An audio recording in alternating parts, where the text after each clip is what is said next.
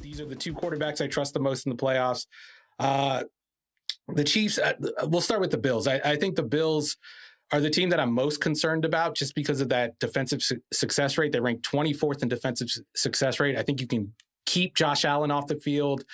I think when we've seen Josh Allen kind of struggle in those hero moments when he has to play on third and long and the receivers can't get open and teams are able to keep him in the pocket, I think we've seen troubles or issues with that Bills offense and that offensive approach where they're a little bit run first on first down.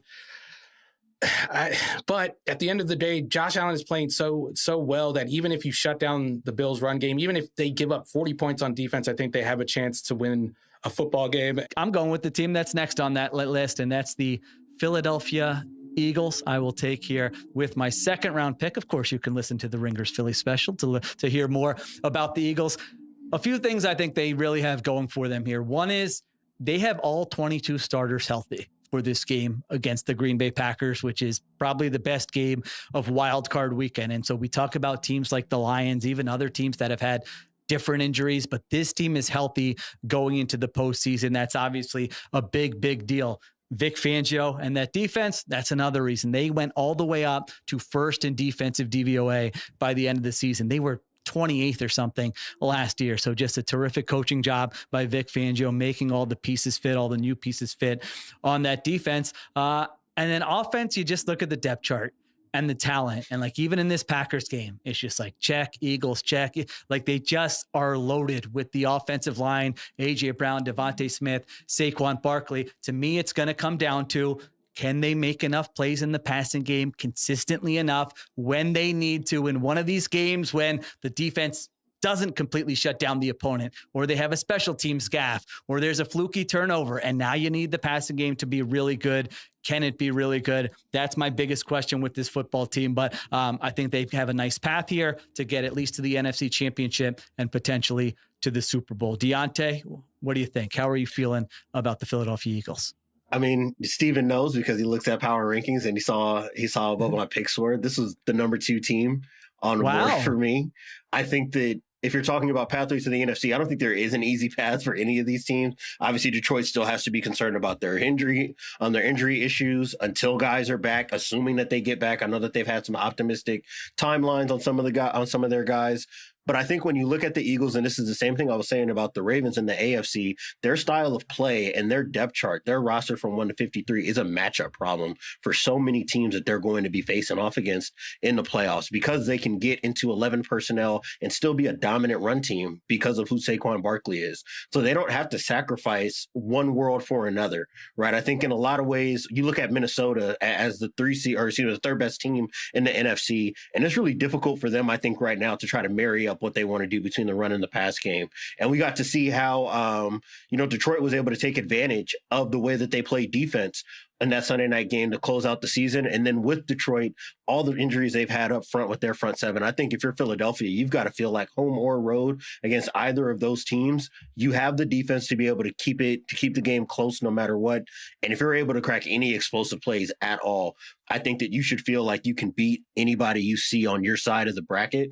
And I'm not mad at making this pick. Honestly, I thought they might be off the board earlier, if not for maybe just the fact that, they're going to have to see a Detroit more likely than not.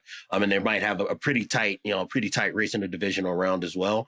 I just like the way that they're set up right now. I haven't seen anything on tape to dissuade me outside of, some of the hiccups they've had in the passing game.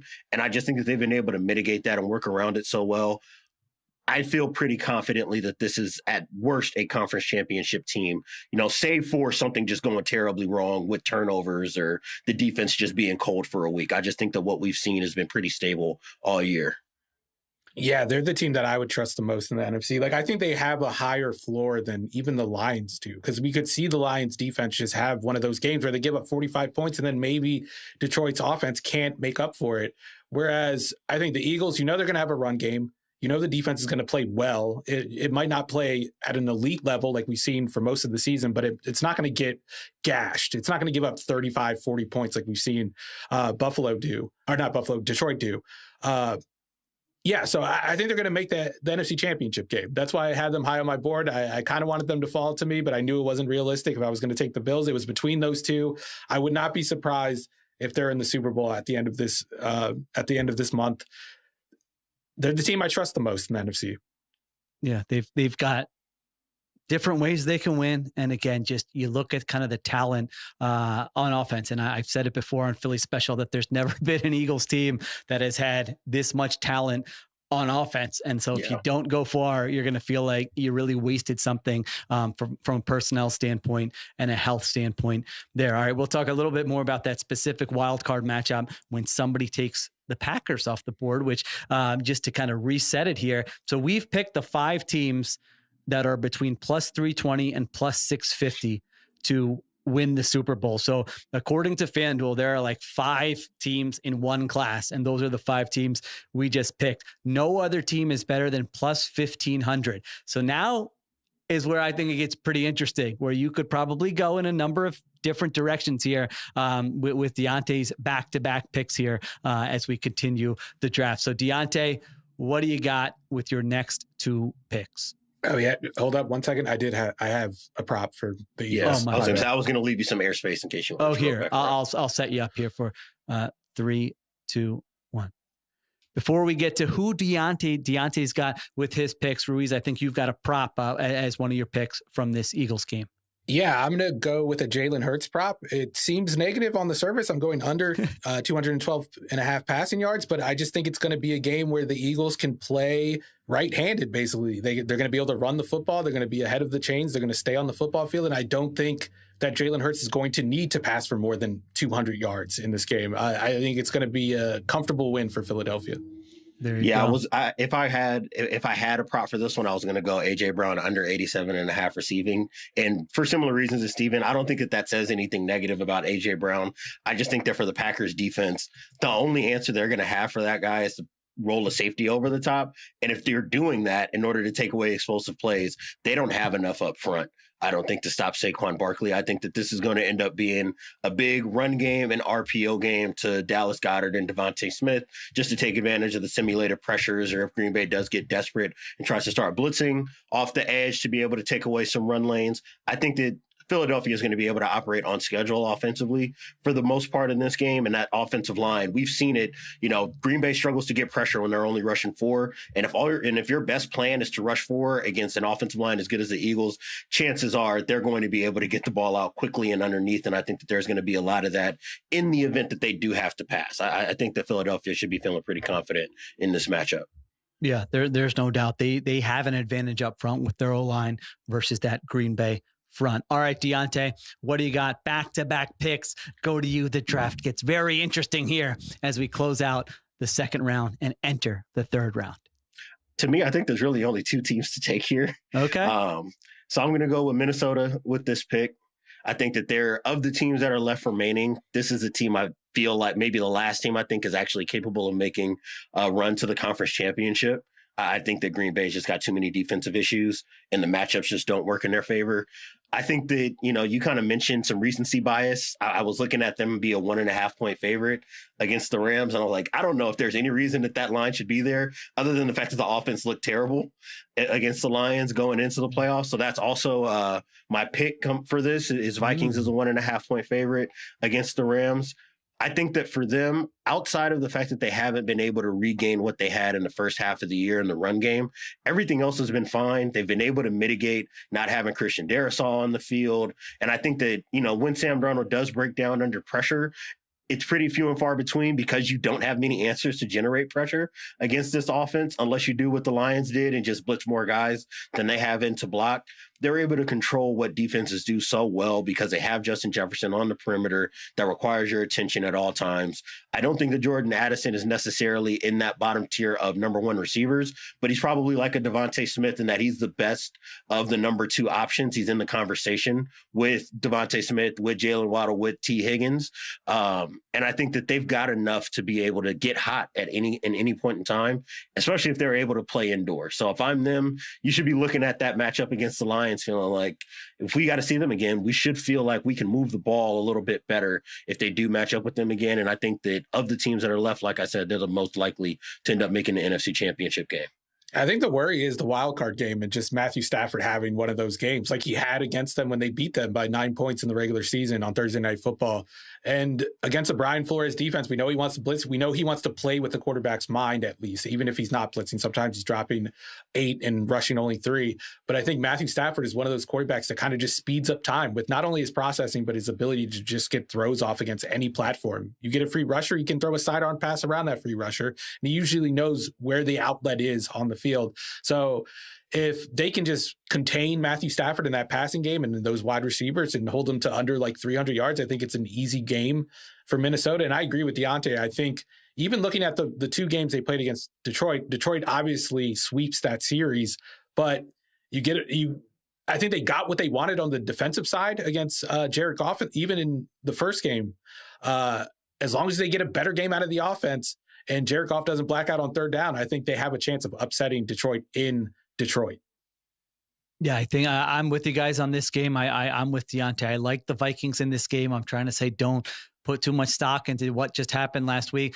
But I also was wondering, like, there was a lot of talk about McVay and should he have rested his starters in week 18. And if you look at that Rams team, they had that amazing showing against the Bills and their next 3 games were not very crisp offensively. And I was almost wondering, like, there's Puka Nakua's had injuries this year. Matthew Stafford is older and has injuries this year. I sort of felt like that read to me like they're like, McVay's like, if we want to make a real run, I need these guys rested and healthy, and we're going to have to face a team like the Vikings anyway. So I want to get them rested. So I'm very curious to see what that offense looks like on Monday night. You're right. Matthew Stafford could just be on a heater, and they could pick this Vikings defense apart, and the Rams could be playing in the divisional round. I don't think that Rams team has enough to like go on a real run. Like, I think Stafford can do it once where you go, he looks like the best quarterback in the NFC this week. I don't think at this stage of his career, given what we've seen this season, he can do that for like 3 weeks in a row. But it's what makes Monday night interesting. And then the other thing, I talked about quarterbacks who have the most at stake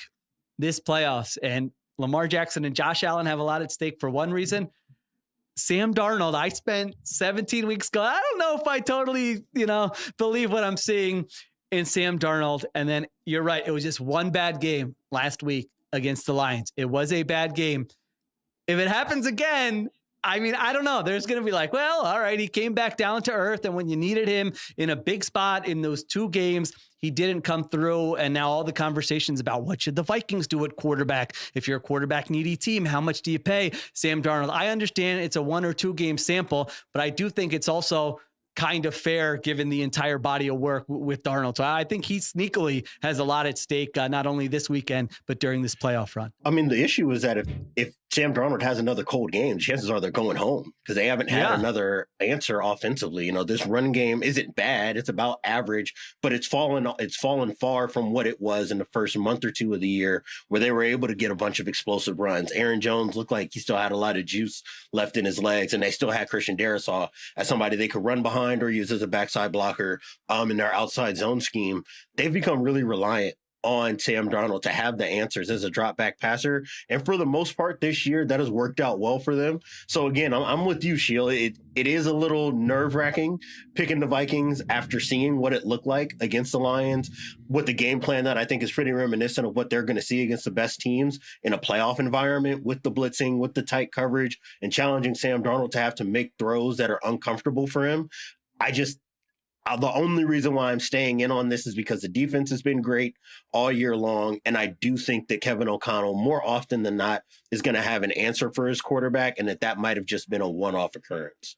I am a little worried because the Rams they can take away the deep shots. They can play a style of coverage that works against what the Vikings have done best. Like you said, they've been a drop-back passing game, an explosive drop-back passing game this season. It kind of reminds me of the 2021 Rams and what their passing game turned into when they had Matthew Stafford for that first year. Kevin O'Connell, I believe, was in Los Angeles during that time too. And if you can take away those deep shots and force Sam Darnold to be a more conservative quarterback. We know he doesn't want to play like that. He's a swashbuckling quarterback. Like, he's going to throw it downfield. He's going to push the ball downfield. He's not going to be a check down Charlie. And the Rams, I don't think they have a lot of defensive talent. I think, the whole is better than the sum of their parts, I think I totally botched that saying, but you know what I'm saying? No, that was right. Because I always screw that up, and you got it right, actually. No, I was more so caught up with swashbuckling. I was blindsided by swashbuckling. That was my thing. I was still feeling the effect of swashbuckling that I couldn't get the next one right. But no, I think if you force that shot, it only takes 1 or 2 mistakes from Sam Darnold, and I think he'll throw you the football.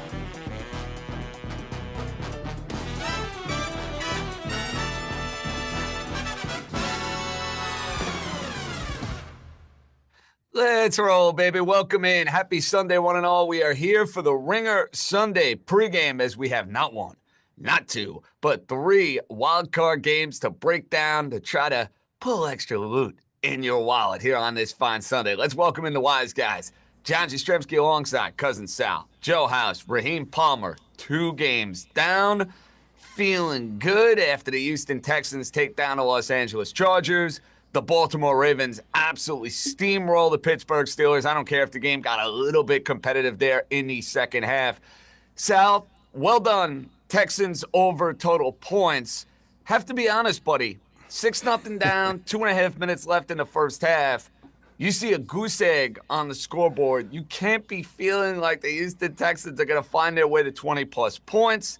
Then you have the broken play, which changed everything.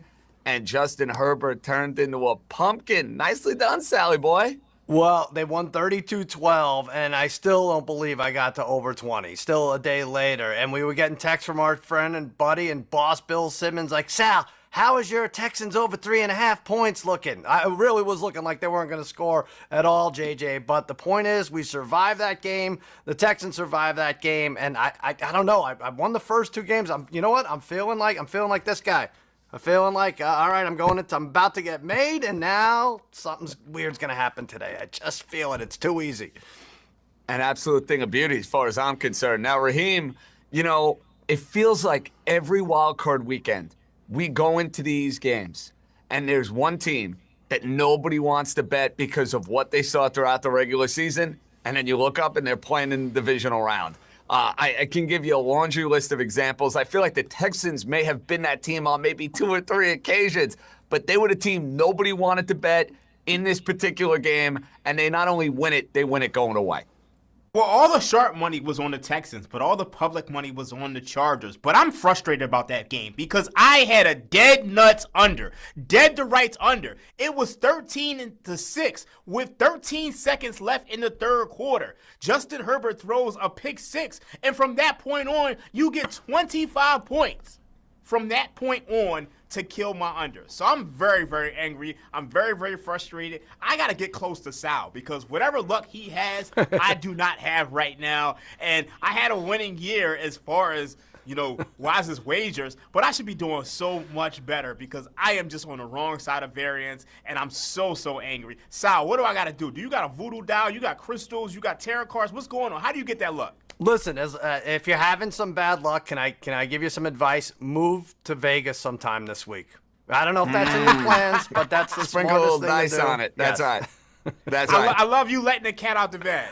I'm just saying theoretically. I have no idea. Yeah. That's the move. I know you had Herbert over touchdown passes. I may have had a prop involving Mr. Dicker, the kicker, that felt great at 6-0 down. Herbert, listen, he's a talented quarterback. He can make every throw. He's physically gifted. Can we stop putting Justin Herbert in the class of Joe Burrow, in the class of Josh Allen, in the class of Lamar Jackson? Enough. The guy goes into a playoff game and throws 4 interceptions. Please.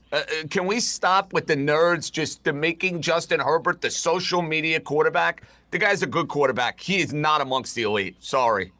You got to win the playoff game to get that status. But yes, I do have an issue. We'll have to discuss this with our overlords. Now, Justin Herbert, the prop was 1.5 passing touchdowns. I believe I watched him throw 2 touchdowns yesterday. Yes, one to his own team, but one to the other team. He threw the ball and a touchdown was scored. And you, JJ, you hit your prop. The prop was over, what was it, 6.5 points, 7 points for the kicker. The kicker had 2 field goals and he kicked the ball and 2 points were scored. Last time I checked, 3 + 3 + 2 = 8. We have to have some kind of discussion with somebody about this to get these ironed out. But look, just put that game in the Shakey's Hall of Fame. You're never going to get a game that has as much nonsense variance as that, with all of the interceptions, the block punt, the return extra point for a 2-pointer, the penalties, all across the board. It was marvelous. It's exactly the way I want Wild Card Weekend to get started, fellas. Oh, of course. And in game number 2, Sal, Baltimore predictably goes and takes down the Steelers. The Steelers were as non-competitive as can be in the first half of that game. Scored a couple of points in the second half, but we're now talking about Tomlin and his teams not winning a playoff game in 8 years. Long time coming for the Pittsburgh Steelers. We know they get there every year, but when they get in these playoff games, because they don't have the quarterback play and they don't have the roster, Sal, they get overwhelmed. Yeah, and you know what? I'm proud of the 4 of us. I think 3 of us had Ravens -9.5, and House had the Ravens. He didn't have to worry about the second half. He had the Ravens to cover in the first half. And you know what? We avoided the whole, is it going to be an 18-16 screwball type game? No, the talent disparity is there. The Ravens are just that much better. I feel like we learned nothing new about the Steelers or the Chargers. Same old, both teams. I couldn't even tell you which of the 2 is the worst playoff team. But, Raheem brought up a good point about the second half in the Ravens game where I think the Steelers had 200 yards in the third quarter. Might get a little bit of an edge there when they go up against the Bills, hopefully. Well, I'm glad you brought that up, Raheem. We don't want to jump on Cousin Sal here, but Baltimore possibly staring Buffalo in the face.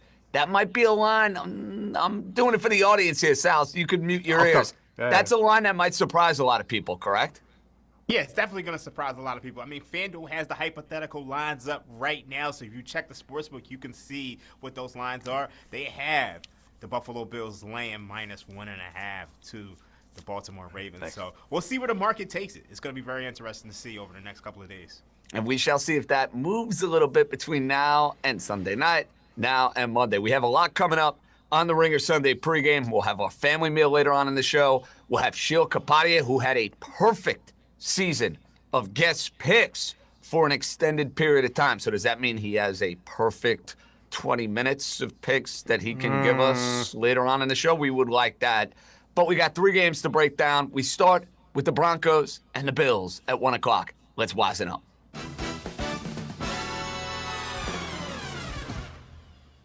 All right, we have Buffalo laying a number here against Denver. Denver, a feel-good story. Bo Nix, Sean Payton, surprise a whole lot of people and get themselves into the playoffs.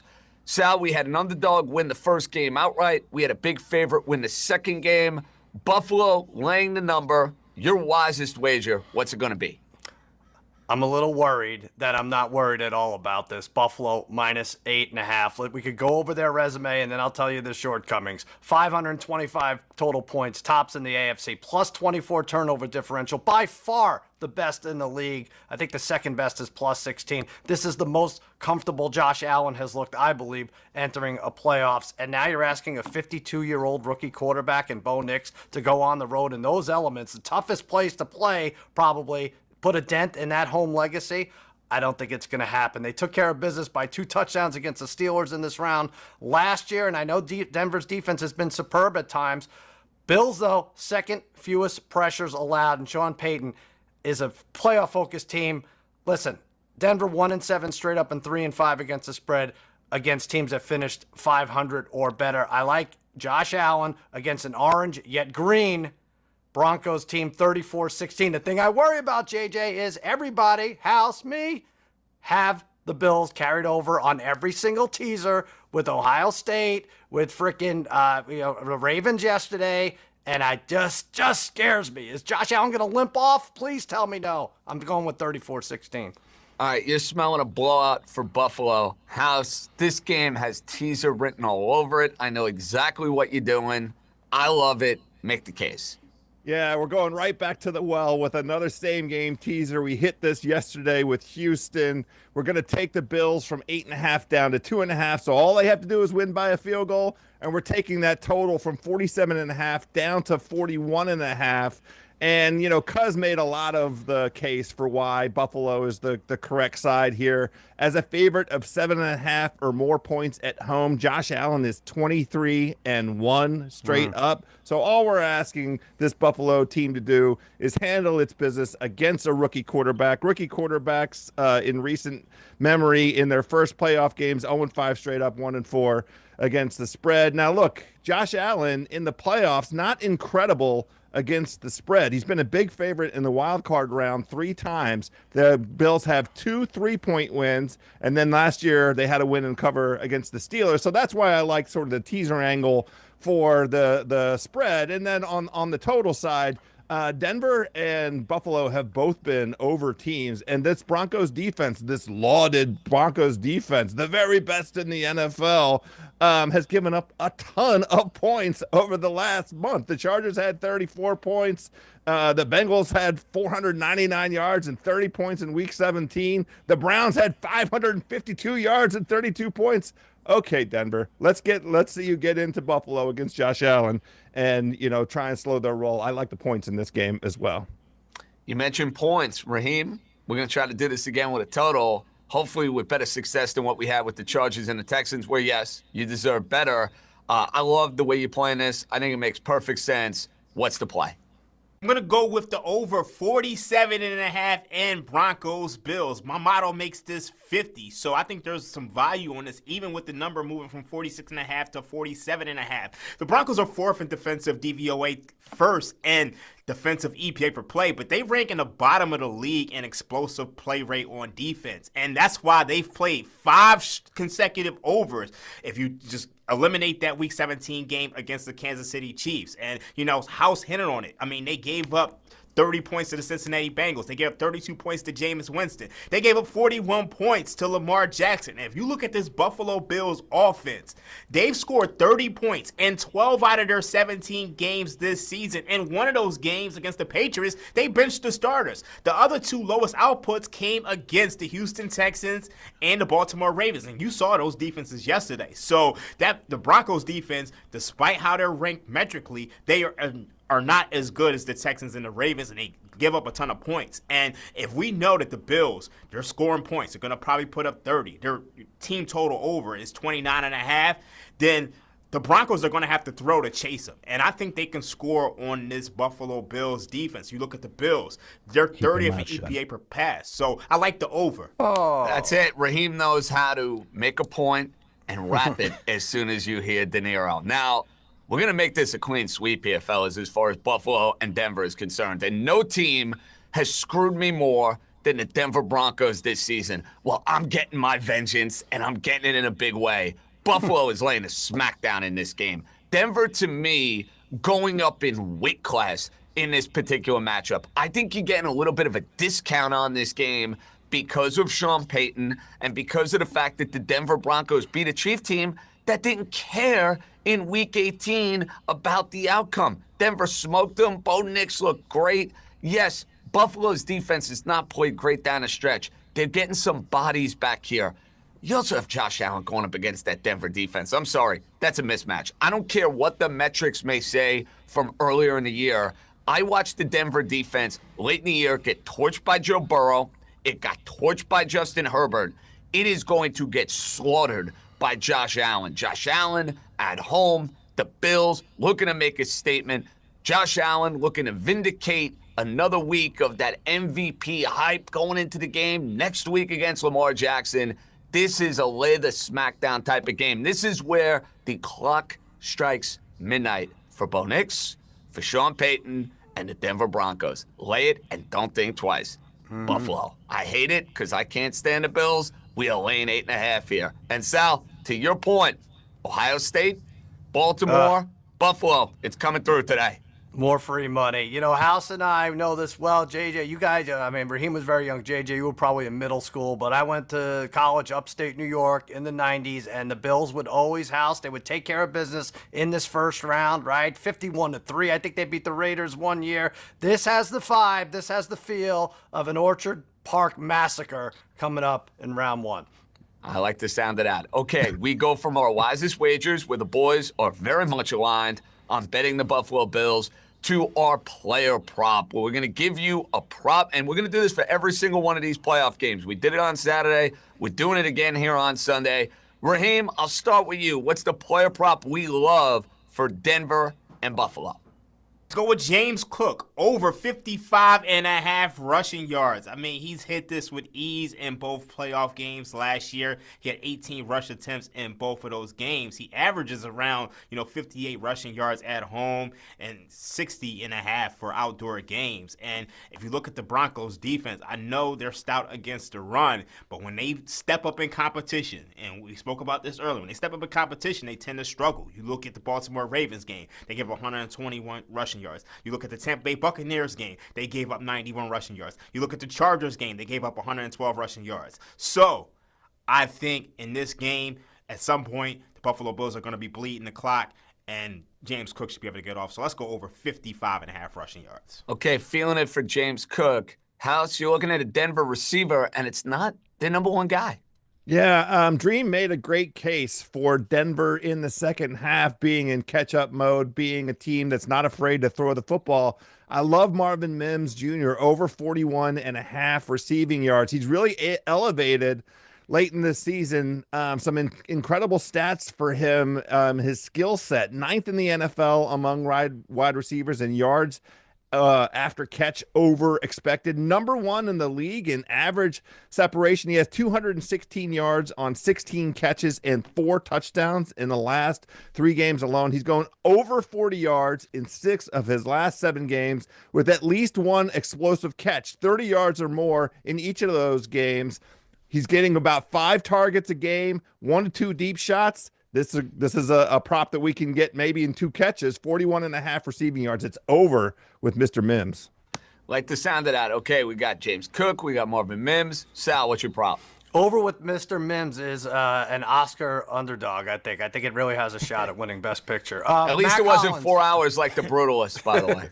Oh, you don't like that? That was brutal. No, that's a Brutal pass watch. for me. That's an automatic no if the movie's going to be 4 hours. Sorry. I gotcha. All right, here's an automatic yes. Mac Hollins over 1.5 receptions plus 106. This is a fun offense for the Bills, right? They spread it out. You're going to look at the box score after the game. They're going to have 7 or 8 receivers, 7 or 8 pass catchers right there. I think Josh Allen likes it. He definitely does. They have 525 points, as I said. But for Mac Hollins over 1.5, he's had 2 or more grabs in 4 of his last 5 games, as well as 4 of his last 5 at home. He averages 2.5 per game over that stretch. And a little tidbit from Wikipedia about Mac Hollins. He has become well known among fans and teammates for his eccentric personality and habits, which include walking around barefoot as much as possible, eating without utensils, and avoiding house cats. All important to know if you're betting him over 1.5 receptions today. Avoiding house cats sounds like me and Mac Hollins could be good buddies, good pals, because I try to do the exact same thing if I walk into a house and I see a cat. I'm staying far, far away. Sorry, cat guys and gals. It's just,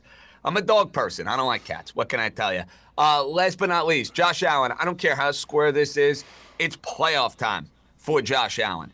I know that means he's going to be running the football, but it also means he's going to be able to exploit the Denver secondary, not name Patrick Surtain. So I'm going to take Josh Allen in a game that I think is going to be up and down the field. To Raheem's point, I think he's getting over 1.5 passing touchdowns. I'm getting at it plus 100. Big time, January, Josh Allen. Let's get a plus money bet. 2+ touchdowns in this particular game. I mean, listen, it seems a little too good to be true. Sometimes it's perfect. It's perfect in this case. All right, boys. We go from Denver Buffalo to the 4:30 juicy Eagle Packer Sunday game. House, I'm going to start with you on this one because you're playing this in a very unique way. You played Baltimore in this sort of unique way, and it worked wonders for you. You're playing it a different way with an underdog, though, for the first half. Make your case. I hate this game.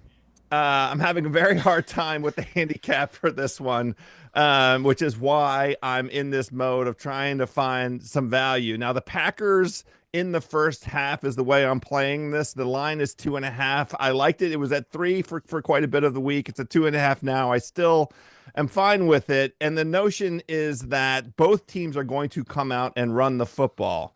They're going to try and establish a run. Josh Jacobs especially has been basically resting for 3 straight weeks. I think he's going to be incredible in terms of the number of touches, his rushing yards. Look at all the Josh Jacobs props you can get. But the idea here is that the Eagles will come out slow because Hurts is coming back for the first time, a little bit of rust, a little bit of time for this offense to get going. And that's been the MO all season long for this Philadelphia offense. One of the lowest scoring teams in the NFL, bottom 10 in terms of first quarter scoring, and they're barely even in the top half of halftime scoring. So I like the Packers coming out with a script, with LaFleur calling the plays and getting out to a little bit of a lead here in the first half. And I'm going to go ahead and grab the points. Packers plus 2.5 in the first half. All right, expecting a tight game early. Raheem, you went with an over for Denver and Buffalo. Maybe feeling some sort of an under in this one. What's the deal? Yeah, we're going to go with the Eagles-Packers first half under 22.5. And I think House hit it on it. I mean, these teams are going to start off slow. And if you look at the Eagles, despite how well they've played this entire year, they started out sluggish. They're averaging 3.5 points in the first quarter, 12.5 points in the first half during the regular season. And they rank in the bottom of EPA per play in their first couple of drives. So you look at Jalen Hurts. He's coming back from a concussion. He's missed a couple of weeks, so he might be a little rusty. You look at the Green Bay Packers. They're missing their deep threat in Christian Watson. And I think that looms really, really large. And I expect both of these teams to run the ball heavily. So I think let's just keep it boring, like Stringer Bell said in The Wire. And I think you get a first half under, and then all the chaos breaks out in the second half. Okay, nobody's got involved with the game side yet. Packers getting 4.5. Eagles at home in this game. Sal, you're taking a side. What's the play? Let's do it. Let's grab a side, and that's the Packers plus 4.5, JJ. You know, I was terrified to bet against the Texans yesterday for what they did to me in the first round last year against the Browns. I feel the same way about the Packers this year. they clobbered. We were all in the same room together. Raheem, who barely ever plays teasers, he's like, yeah, take the Dallas money line all the time. I was like, yes, we're on it. They got destroyed, 20 minutes into the game. Disgusting. Packers show up for this first round. And by the way, when I broke it down, I really looked at the coaches because I don't know which injured quarterback is going to be able to shake off the rust first. But look at Matt LaFleur over Coach Sirianni and Big Dom. Does Big Dom have these numbers? Here's LaFleur. 9-2 against the spread in a revenge spot as a road dog. 80% cover rate in wild card and divisional round games. And 23-12 against the spread as an underdog. That's all Matt LaFleur. Plus, Green Bay's going to run effectively. Raheem brought it up. 163 yards on the ground the first time these two teams played in Brazil. You've had Chuba Hubbard, you had Bijan, you had Rico Dowdle, all around or over 100 yards rushing against the Eagles. They lost a close one in Brazil. I just think the NFC North is a different beast. Should be a last possession type game, a fun one, but I think the Packers pull it out 29-24. Take the points. There's been a lot of unity in these games. It's time to spice it up. There's no unity for me with the Packers and the Eagles. I do not like what I've seen from Green Bay at all down the stretch of this season. I don't like the way Jordan Love has played over the last couple of games. I don't like the way the Packers secondary matches up against A.J. Brown and Devontae Smith. And I know you mentioned Sirianni and the questions about him, Sal, and they're fair. But I think this defense has been stabilized with Vic Fangio. It has played really, really well down the stretch of this year. And I just think Philly's a much more complete team. I think you're going to get a bounce back out of Jalen Hurts coming off the concussion, and we throw in the Saquon Barkley factor.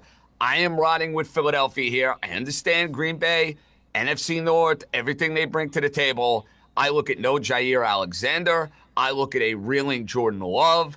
I don't love the Packer wide receiver core. I'm going to take Philadelphia. Tight game. I say it's a 7 to 10 point margin. I will lay 4.5, and I know I have that PTSD too from the Packers winning outright against Dallas. I just think Philly is a much better and a much more complete team than what the Dallas Cowboys were a year ago. So, Sal, we haven't had a little mano-a-mano action. It's about time, buddy boy.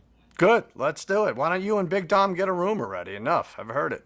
Hey, listen.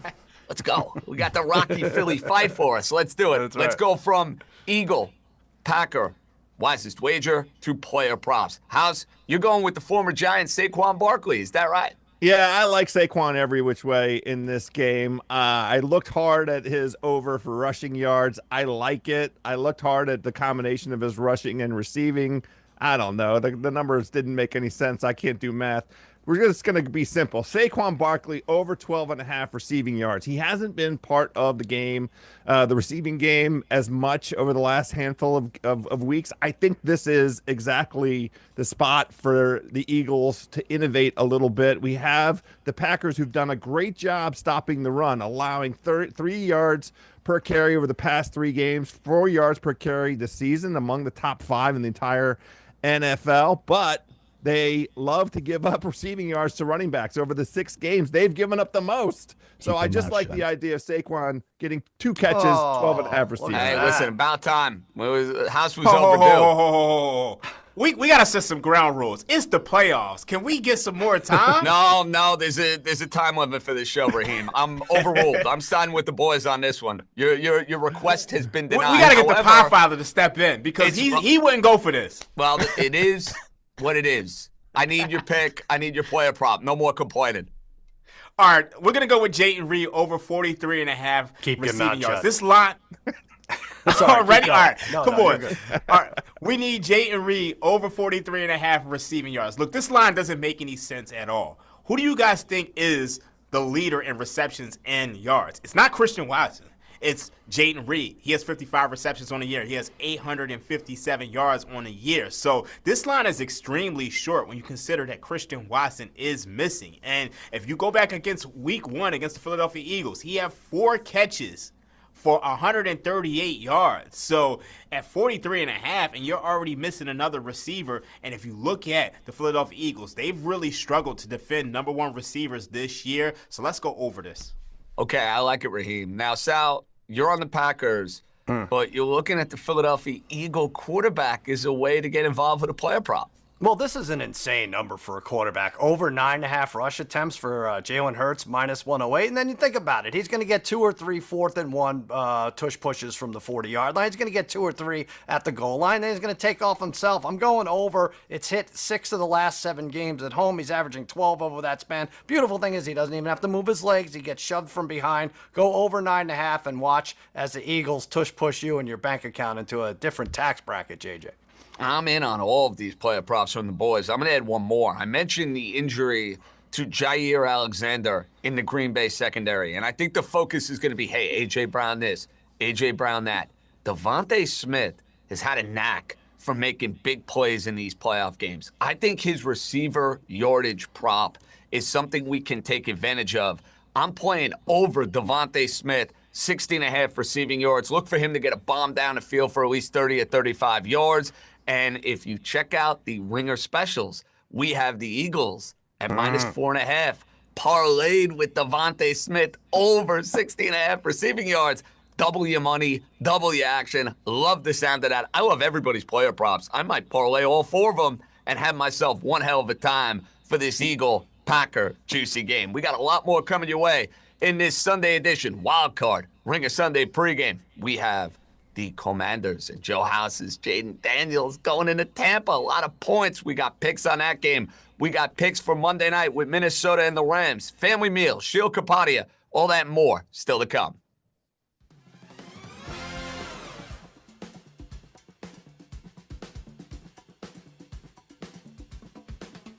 All right, so the other games here on Sunday, the Packers are at the Eagles. Eagles are giving 4.5 points. This is a weird game. So I don't know.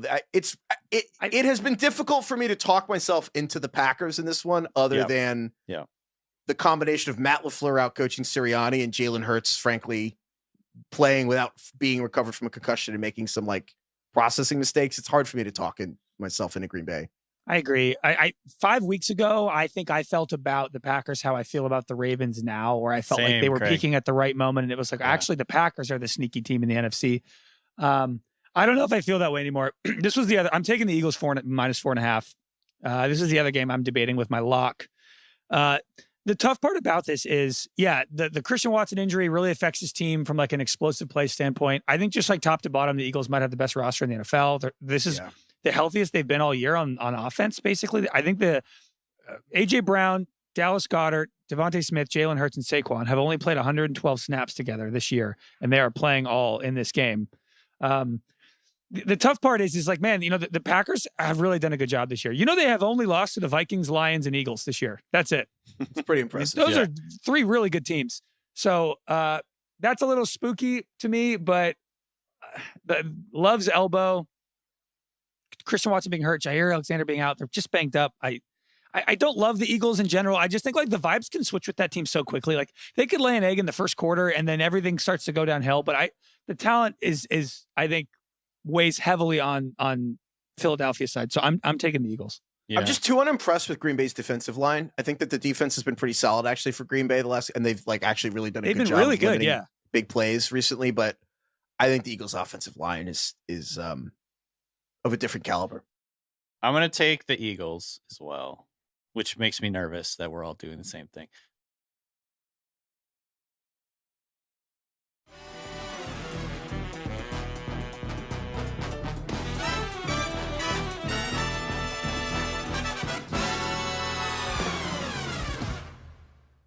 Welcome back to the Ringer Sunday pregame here on this Wild Card Sunday. We have 3 games to break down, plus a Monday night game between the Rams and the Minnesota Vikings. John Jastremski alongside Cousin Sal, Raheem Palmer, and Joe House. We are with you for the next hour right here on YouTube, of course, for our friends on FanDuel TV. And if you want to get in touch with the show, comment, question, complaint, all of the above. We're willing, we're here, we're able, we'll take your comments throughout the course of the show. Guys, here's from Andrew. This one specifically for you, Sal. Biggest blowout. Denver Buffalo is at +125. Yay or nay?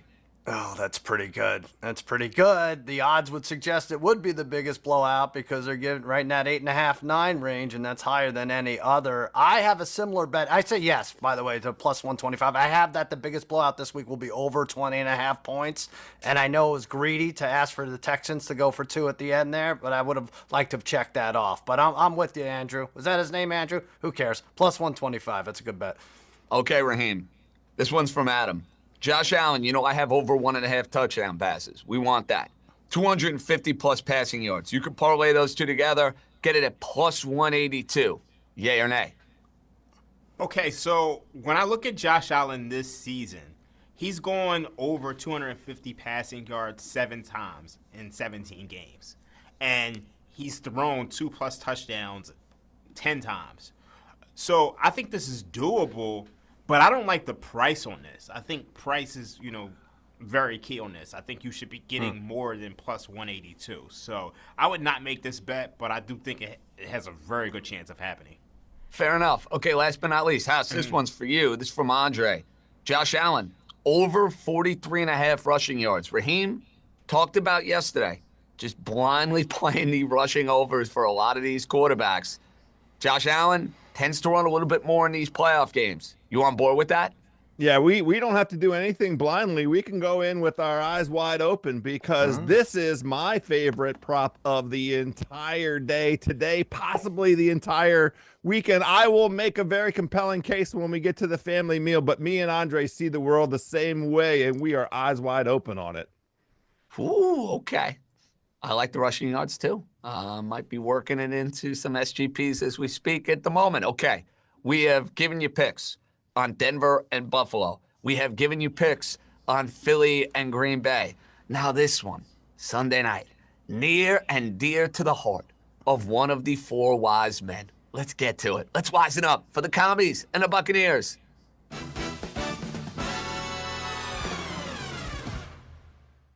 Joe House, I have to start with you on this game because your team is back in the postseason. It has been a feel-good year for Dan Quinn, for Jaden Daniels, for everybody in the DMV area. Washington getting 3 against Tampa. Crazy high total. We're talking about a total in the low 50s. A lot of different curious ways you could play this. Now, for everybody, I think it's important to reference a simple fact here. Joe House loves his Washington football team. Joe House is also probably picked against his Washington football team more than anyone on this show. So I don't know how you're playing this, Joe House. Is it side? Is it total? But what is your wisest wager for the game that is the most important to you? Well, this is the first time that Washington has this many wins since 1991. So I'm not going to come in here today and pick against my team, gosh darn it. Now, the juices haven't really started flowing because I was up all night in the lab trying to get winners for all of these games for everybody. But I will tell you, the way I am willing to play this Tampa Bay team total over 26.5 points. This Tampa offense, well, I think there's going to be scoring in this game. Tampa averaged 32 points per game over their last 7 games. I don't see them slowing down any tonight. It would be best for Washington to try and keep the ball out of Baker's hands and run some clock and establish the run, but Washington can't really do that because Brian Robinson isn't really effective in that way. Washington 30th in run defense. Bucks 4th in run offense. Bucks 4th in red zone offense. Washington 22nd in red zone defense. Tampa, number 1, third down offense. Washington, 15th in third down defense. The defense was just on the field for 75 plays against Dallas. So I think Tampa will get some points, but that may not be enough. 27 may not be enough, fellas. Okay, Joe House feeling points in this game. He's not picking against his Commanders, but he's feeling that Tampa's going to score a boatload. He is. If you go over 26.5, you're thinking that Tampa's scoring 30, and then your team has to score 33. It's got a very, very thin margin here. Because it's 28-27. 28. All Washington has done is score in the very last minute, the most last-minute wins of any team in the NFL, and squeaker out 28-27. That's an over, baby. All right, well, he made his case. Now, Raheem, you've been going with a lot of totals for the wise wager. You are not going with a total in this particular game. You're feeling a side. What would that side be? Let me take y'all back to January 7th, 2006. What happened on that day? House, you know. I know what happened. The Washington Commanders, or the Redskins at the time, Raheem, beat Chris Sims and the Tampa Bay Buccaneers in a wild card playoff game. I'm good. I know my history. House lost his virginity. Oh, you're good. Right? 19 years ago. And that. History repeats itself. We're going with the Commanders on the money line. Look, you look at favorites in these rematches. 7-13 against the spread in the wild card round. My model makes the Tampa Bay Buccaneers -5 today, but I'm fading my model. Forget my model. Throw that out the window because, you know, the Commanders, they're actually ranked higher in net EPA per play and DVOA than this Buccaneers team. And I think this is a coin flip game. So if you're getting plus 140 in a coin flip game, give it to me. Because if you look at this Commanders team and you look at this Buccaneers team, who have the Buccaneers played? This team started 4-6, and they have wins over the Giants, the Panthers twice, the Raiders, the Chargers, and the Saints with Spencer Rattler. And they were down 10 points in a game that they had to win in order to get into the postseason. 10 points to Spencer Rattler. This is a step up in competition from all of those teams that the Buccaneers beat over the second half of the year to make the postseason. And yeah, you could look back and say, oh, they beat the Commanders in week 1.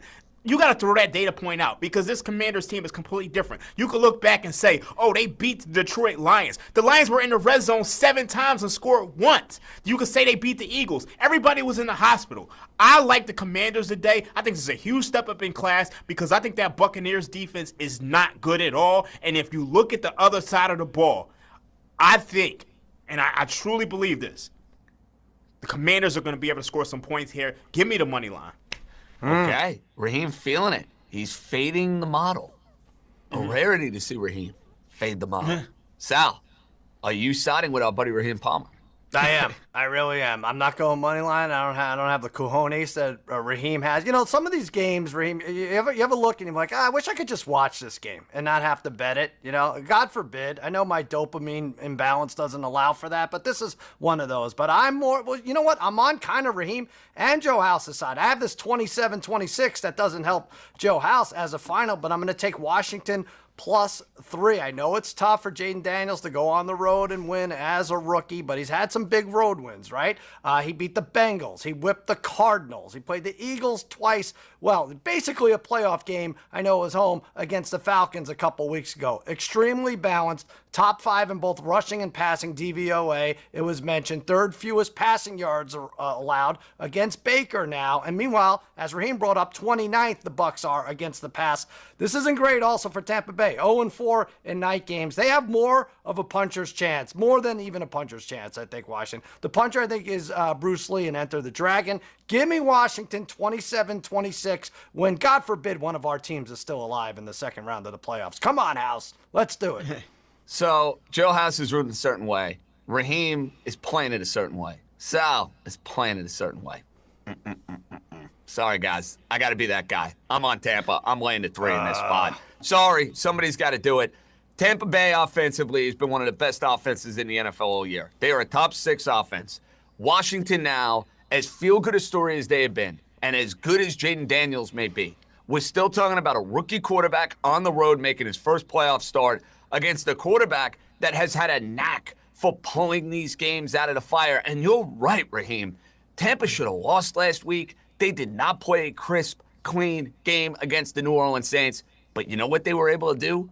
They found a way. That has been the MO of Baker Mayfield the last 2 years. This is a guy who won in the wild card round last year. He played admirably in that game in Detroit in the second round. And I'm going with the more battle-tested team here. I'm going with a quarterback that knows how to win big games. We've seen that now a lot over the last 2 years and a lot of winning in spots.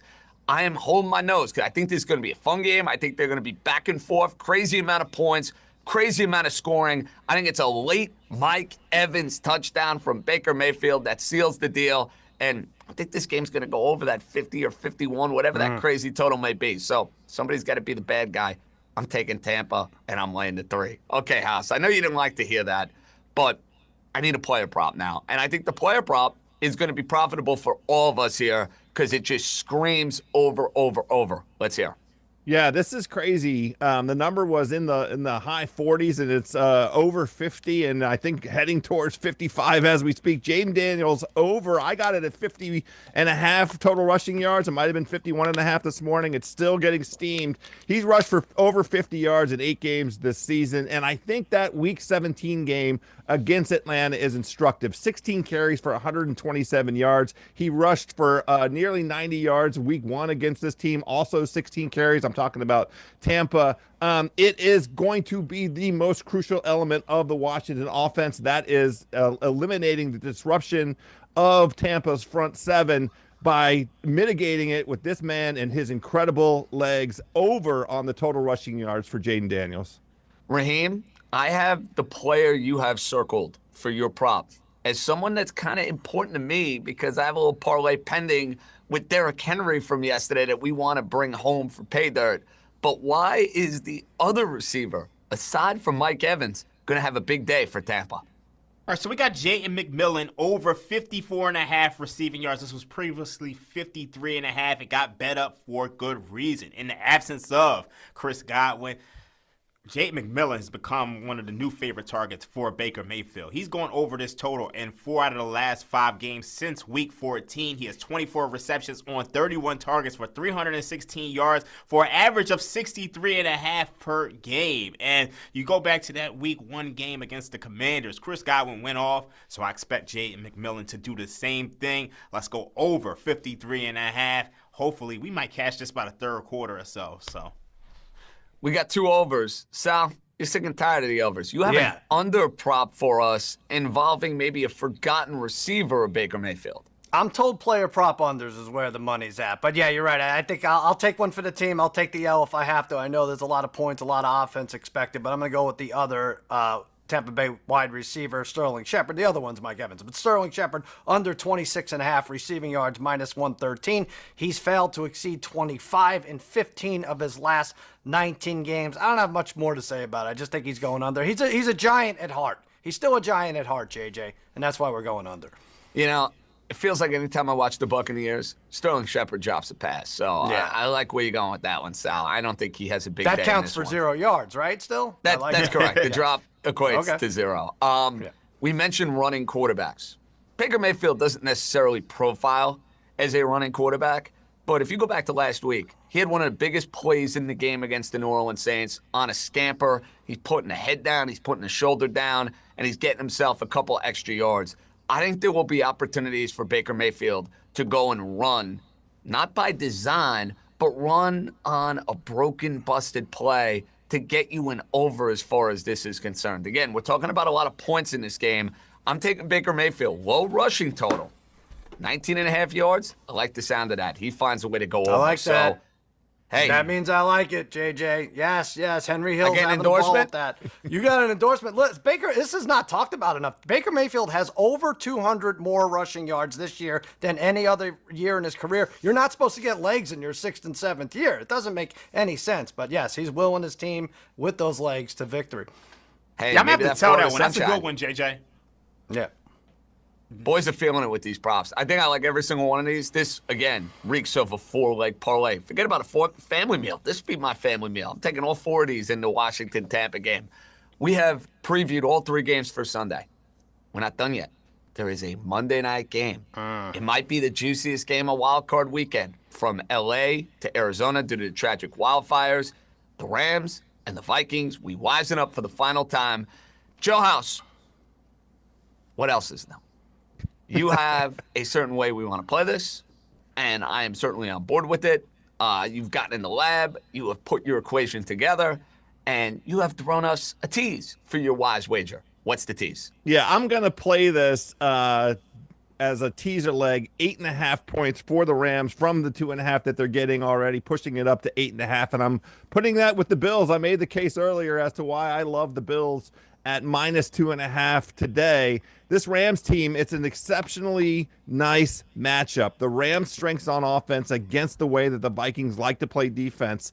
The blitz heaviest team in the NFL. Matthew Stafford schematically loves to go up against the blitz. The Vikings run zone cover. They run zone coverage also. Stafford cooks zone coverage, 10th in EPA per dropback, 7th in DVOA. I like the idea of this offense for the Rams finally getting it going. They haven't scored 21 points in 4 games or whatever it is. This is the moment. They rested all week. They needed that rest. Their bye came so much earlier in the season. I think McVay made the right call by getting them the rest they need. I like the Rams getting the 8.5 points as a teaser leg in this week. Should be rooting hard on Josh Allen, and we'll see if Matthew Stafford and Sean McVay can take care of the second leg of this tease. Now, Sal, you are playing this game. You are also playing a side, but it's not the side that Joe House is on. I'm scared how much I like this and how much value I think there is in the Vikings minus 2.5. And it was 1.5, and it moved to 2.5 when the venue changed. And when Simmons and I did guess the lines, I thought this should be closer to 3.5. They are getting crushed by the recency bias that stems from that Lions game. And I'll ask Raheem what that should have been. This line would have been before that game, but they played the best team in the NFC. And this NFC North is a different beast, and we're going to see it today. They're going to go there, and they're going to beat the Rams. Yes, maybe they're a little distracted by what's going on, but I'm going to steal this from the Action Network. Over the last 20 years, 4 teams have had a 7 or more game straight-up win streak snap before the playoffs, as the Vikings did on Sunday night. Those 4 teams 4-0 straight up after the streak got snapped. Vikings 5-1 against the number last 6. I feel like the Rams offense is just a little too erratic. They had 44 against the Bills and then scored 44 total the next 3 weeks. So Minnesota's going to create pressure. Number 2 rush defense is going to force Stafford into 3rd and longs. I really like this Vikings team to win 30-21. Purple people eaters. Sal, riding with the road favorite. Raheem, you're playing it a little differently. Yeah, so House said he hated the Philadelphia Eagles game. I hate this game. And, you know, I can make cases for both sides. And I've gone back and forth. And initially, I was on the same side as Sal. You know, I felt like this was just all recency bias. But what it comes down to is I cannot get out of my head what I saw from Sam Darnold last week. I mean, he was basically Bart from How High last week. And, like, I just can't get that out of my head. And ultimately, if I'm going to put my hard-earned U.S. American dollars down, I want to bet it on somebody I can trust. And I can trust Matthew Stafford. I can trust Sean McVay. I can't trust Sam Darnold. He went out there in that last week, and he was 18 of 41 for 166 yards. That was the biggest start of his career. So until I see it with Sam Darnold, I don't trust him. And there's a stat out there about, you know, quarterbacks making their first start. You know, they're 18-36 straight up and 18-35-1 against the spread since 2002. And if you exclude rookie quarterbacks making their debut, first-time playoff quarterbacks against non-first-timers, they're 11-28 straight up, 11-29 against the spread. That's 27% since 2002. So what I'm going to do is I'm going to take the Rams on the adjusted spread. I'm going to lay points. You know, forget taking the money line, forget taking the points. I'm going to lay 2.5 and get plus 146. I think whoever wins this game wins it with margin. So I'm just going to put my nuts on the line, and I'm going to lay points with the underdog. I love it, Raheem. Now, I am not feeling as brazen as you are, but we are in absolute unison, and Sal and I are heads up on this game because, Sal, maybe it's recency bias. I saw what I saw from Sam Darnold last week. He looked like a pumpkin. He looked like a guy who was overwhelmed by the stage and the magnitude of playing that game against Detroit. Now, all of a sudden, you got Sam Darnold going up against a future Hall of Famer in Matthew Stafford. You're right about the Ram offense. They have been erratic. They also put up 40-plus points on the Buffalo Bills, and I get Sean McVay, a Super Bowl winning coach, getting points, right, with Matthew Stafford against Kevin O'Connell, who I like. I think he's a tremendous coach. I think Flores did a great job with the defense. Let's not ignore the fact that Kevin O'Connell lost to Daniel Jones at home in a playoff game. I can't get that out of my head. Sam Darnold seeing ghosts. I can't get that out of my head. And I'm getting 2.5 points in this spot. I'm taking the battle-tested, well-rested Los Angeles Rams.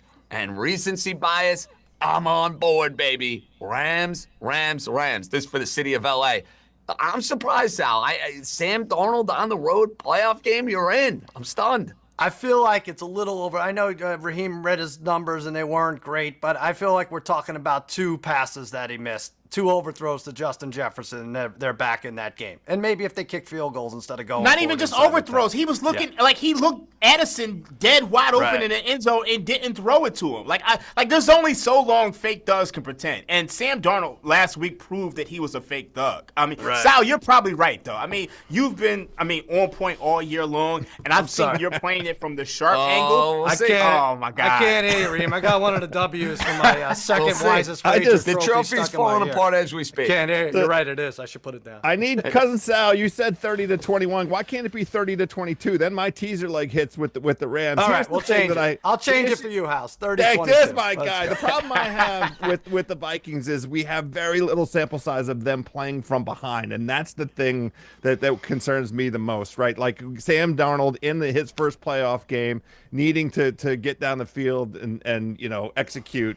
What they did against Detroit was deplorable. So I don't know. Why have no one's mentioned Cooper Kupp? Everyone's making a case for the Rams. No one's mentioned Cooper Kupp because you're terrified of Cooper Kupp. He slaughtered all the fantasy owners who had him on their roster in the playoffs. Like that should be the big cog here for the Rams, and nobody trusts him, and with good reason. Well, he had a nice week off, maybe a little massage, and away we go. There you go. All right. That's what I'm hoping for. Okay, let's do player props on this game. House, I hope that you have better luck and success than what I had with an LA kicker as far as player props are concerned, but I kind of like what you're doing. Make the case. Yeah, I have this kid, Joshua Carty, over 6.5 points as he's the kicker for the Rams. And he ended the season 13 straight field goals, including kicks of 57 and 58 yards last week against Seattle. I like this confidence that McVay has. If they get in that kind of territory and let this kid get out there, I think he's going to have his chances. And I do think that this game has some sneaky scoring potential. So over 6.5 for Joshua Carty is my prop. If the kick is blocked and run back out, it doesn't count. Someone explain the House. That doesn't count for that. Yeah. I was going to say there's some track points for that, Sal, maybe. Yeah. You actually get 2 deducted. Very sad. Raheem, the Vikings have Justin Jefferson. They have Jordan Addison. But you're looking at maybe a forgotten target that can have some success in this game. Yeah, I'm going to go with Hockenson over 44.5 receiving yards. He had 8 targets last week against the Lions, second highest of the season. And if you look at the Rams, they struggle defending opposing tight ends. They allowed the 3rd most targets, 2nd most receptions to opposing tight ends this season. And if you look at some of the tight ends that have gone off against the Rams, you're talking about Trey McBride, you're talking about Hunter Henry, Noah Fant. They have some of the best games of the season. So I just think this is such a small number, at 44.5. And this has gotten bet up like every other prop that we've taken. So I think there's some value here. I think, the Rams, they're going to be focused on stopping Justin Jefferson. So let's get Hockenson over 44.5 receiving yards. Sal, you're rolling with a guy who's playing his fair share of playoff games. It's going to be his first playoff game wearing this particular uniform. What do we think of one Aaron Jones? Aaron Jones, 25 or more receiving yards. I'm all for comfortability. I'm not for being able to pronounce the word comfortability, but with these quarterbacks and getting the butterflies out, and we saw it with Herbert, as bad as he was, he knew Ladd McConkey was his target. Aside from the long touchdown pass, we saw a lot of shorties to him. We're going to see the same with Aaron Jones. That's how Sam Darnold gets back on track. 25 plus receiving yards. He's done this in 3 straight games. He's getting targeted between 5 and 6 times a game. He had 37 against the Rams when they played this year. Also 26 against the Rams as a member of the Packers last year. It's a sneaky good prop for Jones, and you get plus money. I'm taking Sam Darnold throwing an interception in this game. You got to lay a small number. We're talking about the idea of Sam Darnold coming off a dud against the Detroit Lions. An opportunistic Ram defense, I think, forces him into one. And Sam Darnold is usually good for at least 1 or 2 chances to go and get you an interception. I think it's worth the juice here. I am laying the 128. I think Sam Darnold throws at least 1 interception. Okay, we go from our player props for Vikings and Rams to our OMG, can't believe I'm making this bet on Sunday at Wildcard Weekend. House, what's the OMG bet for you? Well, it's the Cousin Sal special. I mean, I'm looking at this Green Bay Philadelphia game and having a hard time mapping it out. But there is a pathway to Green Bay winning the first half and Philly coming out in the second half, ball of fire, and just running the ball, running it down their throat. This pays, I think, plus 600. Green Bay first half on the money line. The Philadelphia Eagles to win outright. Plus 600, and I think we mapped it out why it could be a close contest, but I do like the idea of Philadelphia coming out at the end. Sal, you're getting nutty for this OMG bet. We like when you get nutty. Make the case. I'm inspired by Raheem, who, if I'm not mistaken, did this a couple weeks ago, but with quarterbacks. I'm going that there will be a rushing touchdown in each of the Sunday games, plus 1,500. Now, Raheem did this with quarterbacks. Some of them were terrible, too, quarterbacks, and it still came through. Those quarterbacks are not even going to be invited back to their turkey bowl if their families hold an event. But touchdowns, running backs, we need 6, 1 from each team to strike pay dirt. Love Cook, love Jacobs, love Barkley, Robinson, and Bucky Irving. Also could be quarterbacks running it in, and this will cash 15 to 1. Definitely hitting 4. Can I get 6? I think it's worth a shot at 15 to 1. Raheem, rumor has it I'm going to like your OMG bet. Defensive touchdown. Who's getting a defensive touchdown? Yeah, we're going to go with Rams defense scores plus 700. You saw the Texans, they scored yesterday. You saw that Sam Darnold, he turned into a pumpkin last week. I think the pressure gets to him, and the Rams get like a pick 6 or something like that. So that's what we're rolling with.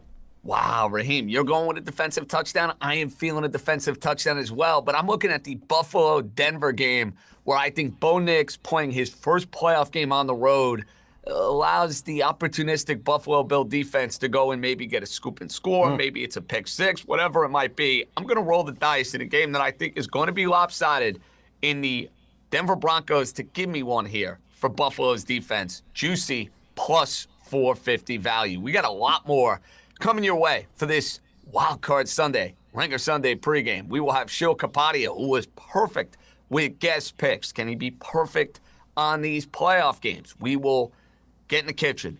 Our family meal for the Sunday or Monday of Wild Card action. Got a lot more coming your way right here on YouTube, FanDuel TV. The Wise Guys are coming right back.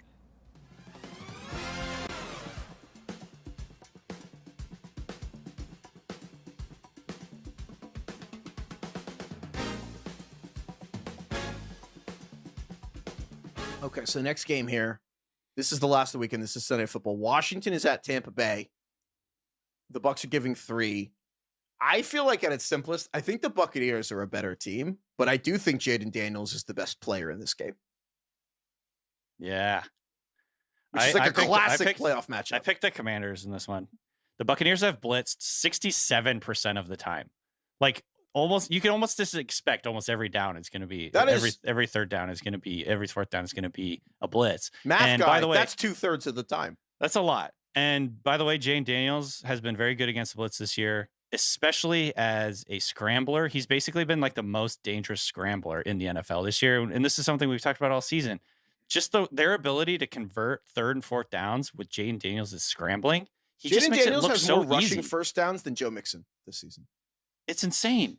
Yeah, he has 20 first downs on third and fourth down. They're 20 out of 23 on fourth down this year. This is like another version of the tush push. Dude, that's my favorite stat of the season. They're better on fourth down. Washington is better on fourth down this season than Michael Jordan is from the free throw line. It is insane. So I think the Buccaneers, it's just going to be an interesting chess match because what are the Buccaneers going to do? Are they going to continue to blitz at an insane rate and just hope to like kind of mush rush him and keep him in the pocket? I don't know if that even works because he's just so fast. But I think that's it's a really interesting like chess match, how they're going to deal with that because Jaden Daniels has been really good scrambling against the blitz and just making you pay for sending too many guys. Cause then you have one less guy out in coverage. If he can escape, there's a lot of yards to be had there. And so I'm basically just betting on Jaden Daniels in this game. I do like the Buccaneers. Honestly, it's like not anything against the Buccaneers. I think Mayfield's been awesome this year. I love their offensive scheming and their offensive weaponry, but and Bucky Irving in the screen game is amazing. But I don't know. I'm just going with Jaden Daniels, like the magic he brings.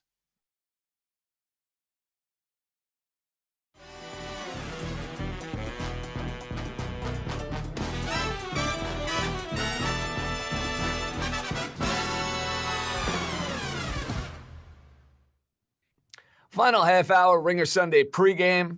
Wise guys, a lot of action, a lot of games. Cousin Sal, Raheem Palmer, Joe House, John Jastremski. We'll have Shil Kapadia from the Philly Special, Ringer NFL show, and a man who was perfect throughout the regular season on this particular show. Can he remain perfect throughout the postseason? Guys, let's run through a couple of YouTube comments and questions. We talked about rushing props, Raheem. We talked about Jaden Daniels. House likes it. Talked about Josh Allen. How do we feel about Jalen Hurts? He's coming off the concussion, but that tush-push, it's a playoff game. You think we're going to see Jalen Hurts run the way he normally runs first game back? I think we will. And I think it's the postseason. I think when it comes to the postseason, guys are just laying it all on the line because they know what is at stake. So I'm expecting Jalen Hurts to get an anytime touchdown. I think it's also mispriced. I mean, it's minus 110. When are you going to get Jalen Hurts minus 110 for an anytime touchdown? So I would put that in. You know, we may have to get that involved somehow, some way. I threw in that Eagle minus 4.5 and the Devontae Smith yardage. I may have to throw that Jalen Hurts anytime touchdown in. Sal, we were so close to hitting the anytime touchdown parlay yesterday. Isaiah Likely gets tackled at the 3-yard line. We would have cashed 46-1.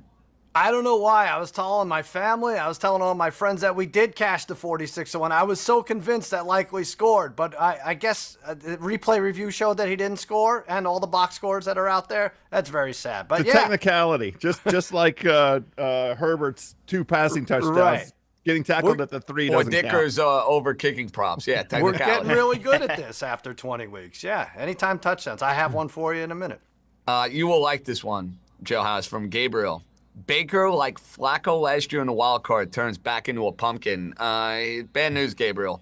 Baker Mayfield 2-0 in the wild card round. Beat the Steelers on the road, beat the Eagles last year. I don't look at Baker Mayfield playing in the wild card game and Joe Flacco playing in wild card weekend is a fair comparison. I mean, he may turn into a pumpkin, but I don't see where you're going with that. Fair house? Flacco was old, and Baker is in his prime. So bingo. And Baker's balling. I mean, you talk about a guy statistically speaking, been one of the best quarterbacks in the NFL this year. Gabriel's trying to be my guardian angel, and I appreciate it, but you guys probably make the right points. And finally here, guys, this one from Chris. The best way to play these spreads is to flip a coin. That's my model. Sal, has that been your reason for Wise Wager success? You're just flipping a coin on these every year, and that's how it's working out? That's it. It's a one-sided coin, but it's come up roses for me. Flip a coin. What's wrong with this guy? Come on, get excited about these games. The NFL offered us a doozy. I was worried that after the college games were so good, the NFL was going to be crap, and maybe I was right. I don't know. Well, you were right about that on Saturday, but we got 4 more games. So hopefully this guy is definitely going to be betting on the coin toss in the Super Bowl. I will be. Tails never fails, baby. Always, always, always. You can leave us a comment, question, concern, praise, whatever you want to do on YouTube, if indeed you are watching the show right there. Okay, guys, family meal time. Didn't go so well wildcard weekend. Let's be honest. Really hasn't gone so well all year. We got to hit one of these. We got to send the right ingredients, the right gift to all of you watching here on YouTube, FanDuel TV, what have you. Family meal for Sunday and Monday, 2 days of wildcard action.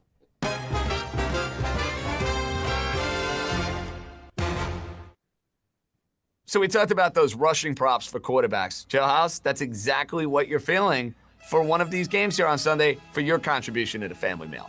Yeah, and my food contribution is chicken lo mein, which doesn't have anything to do with Josh Allen, except for it's one of my favorite foods, and I'm going to give it to Josh and his new fiancée, Haley, to enjoy the beautiful, smoky combination of chicken. Anyway, Josh Allen over 43.5 rushing yards. That is the prop. We know his legs are going to be incredible in this game. He's even better than Haley's. He runs for 70 yards in both playoff games last year. He's cleared 40 yards in 7 of 10 career postseason games. He averages over 56 rushing yards a game. Broncos man coverage, blitzing tendencies, create lanes for Josh Allen to run. Josh Allen wants to run over 43.5. Let's go.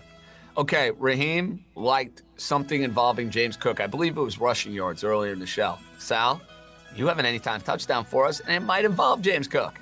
Yeah, we're going to go some chili boat Frito pie here, which is a Buffalo delicacy. It's known for wings. It's known for the Anchor Bar. House, did you know the Anchor Bar used to give out wings for free? They would put them right there on the bar like pretzels just to get people thirsty for beer? You probably knew that. Who am I talking to? I'd heard that. Yes. All right. The true crime is why we're not there right now. I know. Now wings are $14 a dozen. But anyway, James Cook, anytime touchdown. I might say this is one of the most, if not the most underrated offensive player in the league. 1,000-yard rusher, averages 5 a carry, doesn't get as many carries as some of the others, but he's a vulture in the red zone. He has 18 total touchdowns, 16 rushing touchdowns, which is tied for first in the league. The guy sniffs the end zone. This doesn't make sense that Derrick Henry's like minus 270 to score a touchdown, and James Cook, who has just as many rushing touchdowns, is, what am I getting? Minus 125. 7 of the last 8 he scored, 10 of the last 12. Josh Allen gets him down to the 2. Good job running the ball. Again, I don't know why this number is what it is. Go with Cook to score. Raheem, we love overs for rushing quarterbacks. You have an over for us.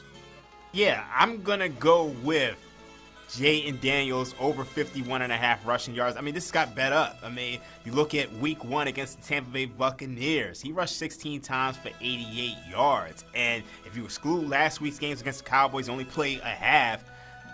Last 5 games or so, 127, 81, 66, 34, and 74 yards. And you know what I'm bringing to the table is 4 wings and mumble sauce.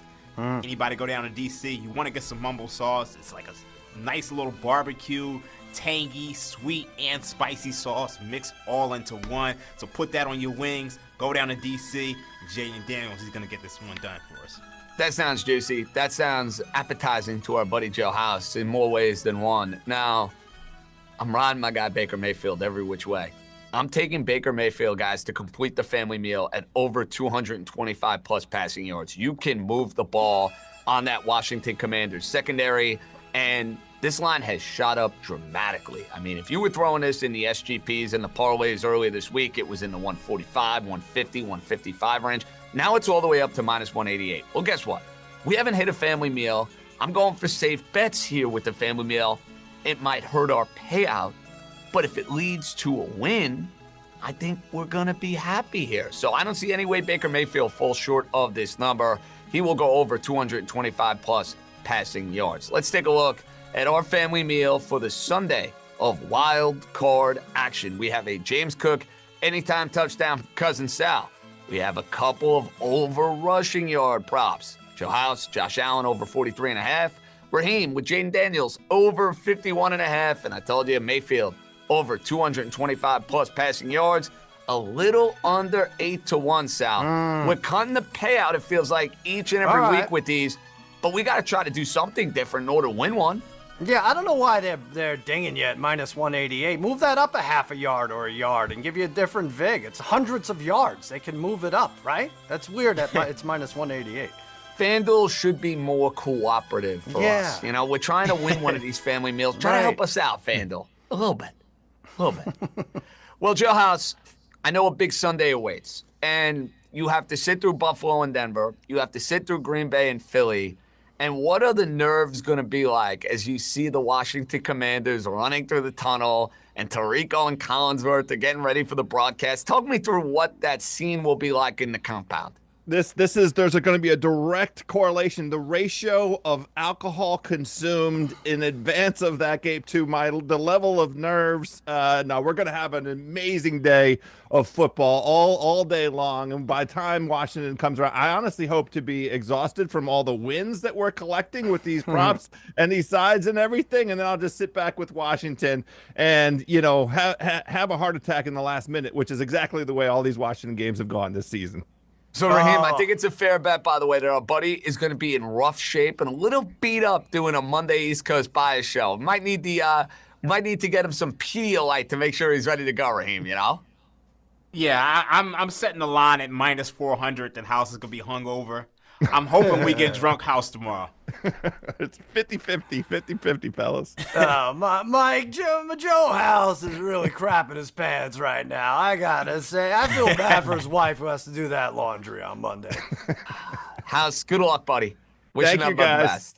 We'll see you. All right. We say goodbye to our Commander fan, Joe House, who will now prep for the Sunday action. And we're going to welcome in Sheil Kapadia from the Philly Special and from the Ringer NFL show. But before we do that, do we have a read? Video. Oh, we have a... See, I'm getting used to all these reads. I thought we had another read to do.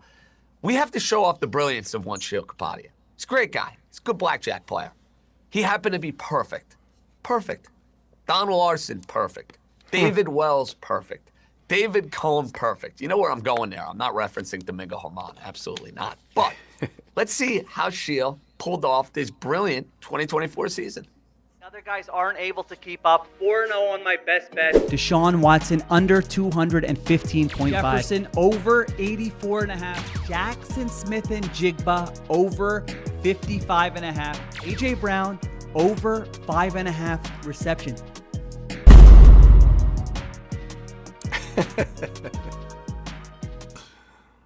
How about that montage? How about that breakdown, Sheil Kapadia? I mean, is that going to be like on your highlight reel from now until eternity? Listen, I've been called the Indian Timothy Chalamet many a time. He goes on game day, kills it. It's the talk of the internet. It's like me with the Ringer Wise Guys. I come on, I give you a winner every time. So there you go. Chalamet, I love it. I absolutely love it. Okay, Sheil, obviously near pun intended, you're like a true ringer. Like you come in and you just dominate and then just leave. I don't even know if he should get credit for Watson under 215.5. Like that's just like, we'll put an welcome asterisk to the next show. to that one. Yeah, we'll give you a freebie there. Yeah, I can't even believe that was on the board. Hey, you were able to profit. Now, Sheil, are you feeling the pressure? You know, it's like having a perfect season. The Patriots didn't go so well for them when David Tyree and Eli Manning and the giant pass rush came to town. Are you feeling a little extra pressure now giving out picks for these wildcard games? I am. I considered when you guys asked me to be on, maybe I just skip it, end the season with the perfect record. But I remembered you got to compete. It's playoff time. You know, one of the bets I liked, I look at it right before we come on. It's moved in the opposite direction. So I don't love this. So there's some juju against me, but I'm still feeling confident. I'm going to give you some winners. See, Sal, I give him credit. He's like Ted Williams going for 400, not Jose Reyes going for the batting title at the end of the year, you know? That's good. That's good. Let's just keep in mind, after 4 weeks, he was 4-0. The Steelers were in first place after 4 weeks. And I know Raheem's wearing the throwback jersey, but I don't know. All right, step it up, Sheil. You can do Okay, this. Sheil, you mentioned the line moving against you for the wise wager you were bringing to the table. Describe to the audience what the play is and how the line is moved. What's the play? Yeah, I like Jordan Love under 217.5 passing yards. Now, on Thursday, this was 226.5 passing yards. I really liked it then. I still like it now. Reasoning is that this Eagles defense is awesome at limiting explosive plays, and that's how the Packers want to play, but they don't have Christian Watson in this game. So I would be surprised if we come out of this game and we say, man, Jordan Love was connecting on 25, 30, 40-yard completions downfield. So I like that. Doesn't have Watson. And then the other thing is, I think the possessions in this game are going to get shrunk. I think this Eagles offensive line has a big advantage over that Packers defensive line. Run the football, long drives. And so I think the attempts might be fewer for Jordan Love as well. So there you go. Add it all up and under Jordan Love, 217.5 passing yards. Okay, Sheil, we're split on this game. I'm riding with the Eagles laying the 4.5. Sal is taking the Green Bay Packers plus the points. You cover the Eagles. You're spending a lot of time dissecting everything there is to dissect with Philadelphia this year. What's your feel? What's your lean if you had to make a play on the spread at 4.5?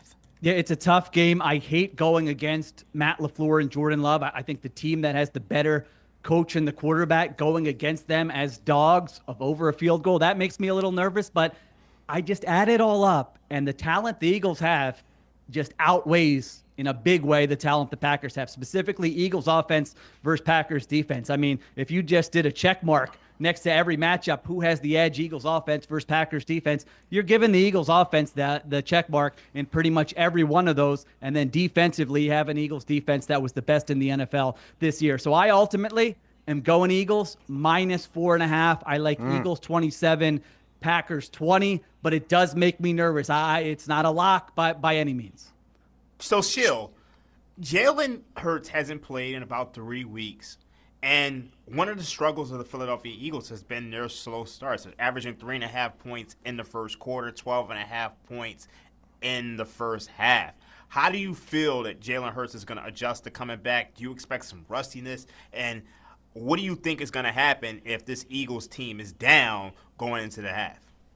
Yeah, I do expect some rustiness, and I've been in those Philadelphia crowds, as you have, Raheem, and when things don't go well early, it's not the most patient group. You might hear some grumbling if there's a 3-and-out there in the first or second quarter. So I do think that's a factor. This Eagles passing game, rust aside with Jalen Hurts, has not been great this season. I mean, if you look at all the advanced numbers with this has been the least efficient passing game the Eagles have had since Jalen Hurts became the starting quarterback in 2021. It was just a month ago. Remember all that drama with A.J. Brown and what's the issue? It's the passing game. And then Brandon Graham goes on local radio and says there's an issue there. Since that game, they had one good game against the Steelers, and then Jalen Hurts gets knocked out of the next game with the concussion. So it's not like they bounced back from all that drama and put together a nice string of games there. So I'm with you, Raheem. I think that the Eagles could get off to a slow start here. I do think they'll kind of ease Jalen Hurts in, try to get him some short completions, run the football. But it wouldn't surprise me if this is kind of an ugly game in the first half.